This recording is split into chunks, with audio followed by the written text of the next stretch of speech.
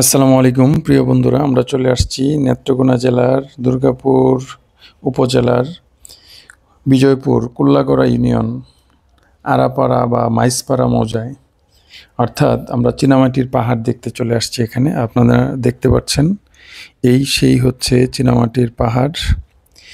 এখানে আমরা মূলত সিরামিক শিল্পে ব্যবহৃত চীনামাটি ব্যবহৃত হয়। সেটি 1957 সালে উত্তোলন শুরু হয়। তারই ধারাবাহিকতায় এখানে হচ্ছে এখন পর্যটন শিল্প গড়ে উঠেছে। এখানে মাটি উত্তোলনের ফলে যে খাত তৈরি হয়েছে সেখানে পানি জমে নীলাভ সবুজ হয়ে গেছে। এই সবুজ পানি আর চীনামাটির পাহাড় বা টিলা ইত্যাদি দেখার জন্যই মানুষ দূর দূরান্ত থেকে ছুটে আসছে এবং এখানে প্রকৃতিকে গড়ে তুলেছে এক অনন্য রূপ। আমরা আপনাদেরকে এই টিলার এক প্রান্ত থেকে দেখানোর চেষ্টা করতেছি। এই পুরাটাই হচ্ছে এখান থেকে মাটি উত্তোলন করা হয়েছে, যেটা সিরামিক কাজে ব্যবহৃত হয়। আর এই পাশে হচ্ছে সমতল ভূমি। সমতল ভূমি দিয়ে আমরা যাওয়ার সময় আমরা ধারণ করেছিলাম এই ভিডিওটি, এবং এটা বেশ খানিকটা জায়গা জুড়ে, অর্থাৎ 13টি কূপ খনন করা হয়েছিল। আমার এর আগে একটা ভিডিওতে আমি বলেছি।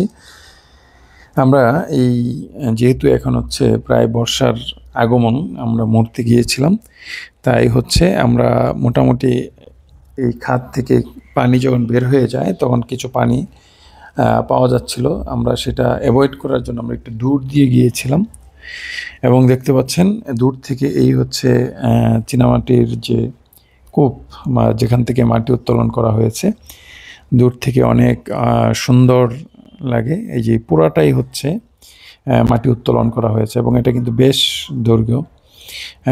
এই পুরাটাই নীলাভ পানি দেখে মনে হচ্ছে। তবে পর্যটন শিল্প এলাকা হিসাবে এখন যেটা সমস্যা হচ্ছে সেটা হচ্ছে আমরা সবাই যারা দেখতে আসি তখন হচ্ছে বিভিন্ন পলিথিন বা অন্যান্য বজ্র এখানে অনেকেই ফেলে দিচ্ছে, সেই জন্য সৌন্দর্যটা কিছুটা নষ্ট হচ্ছে।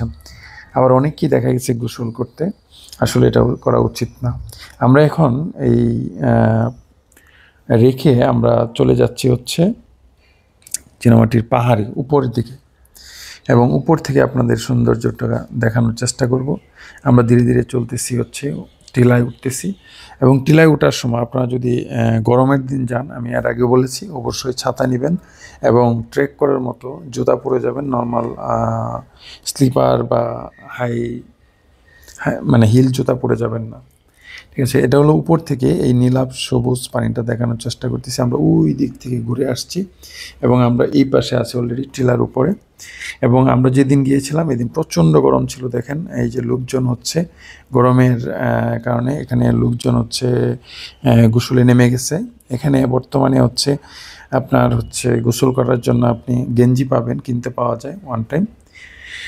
তো আমার ভিডিওটি কেমন হলো একটু কমেন্টস করে জানিয়ে যাবেন। ধন্যবাদ সবাই।